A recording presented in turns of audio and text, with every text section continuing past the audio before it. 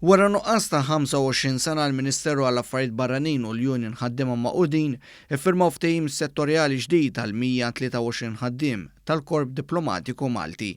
Waqt iċ-ċerimonja ta' firmar fis-sala tal-Ministeru għall-Affarijiet Barranin, il-Ministru Karmelo Abela saħaq li dan il-Gvern dejjem ħadem favur il-ħaddiema u spjega li dan il-ftehim se jtejjeb il-kundizzjoni tax-xogħol għal ħaddiema li jagħmlu xogħol fid-diversi ambaxxati u missjonijiet internazzjonali li għandha Malta madwar id-dinja.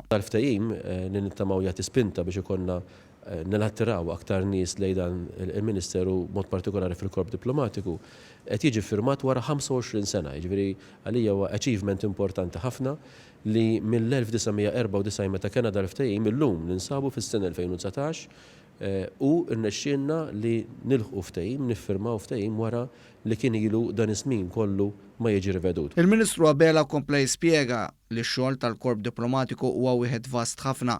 Spjega li permezz tal-ħidma tal-ħaddiema diplomatiċi pajjiżna jkun jista' jasal sabiex jieħu diversi pożizzjonijiet dwar kwistjonijiet internazzjonali.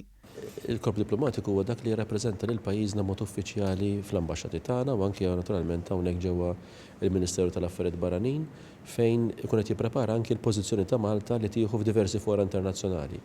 Kemm f'dak li huma laqat li jissejħu multilaterali fejn ikun hemm jiġifieri ħafna iktar pajjiżi li qed jieħdu sehem f'dik il-laqgħa partikolari li tkun, kif ukoll f'dak li għandu x'aqsam mal-aspett bilaterali, ġifieri bejn Malta u pajjiż ieħor. Matul din is-sena l-Gvern fetaħ reklutaġġ u ngaġġa 10 ħaddiema oħra li bdew iservu f'dan il-korp iżda l-Ministru saħaq li fix-xhur li ġejjin mistenni skatta proċess ieħor sabiex ikomplu jiżdiedu l-ħaddiema f'dan id-dipartiment tant importanti għal pajjiżna.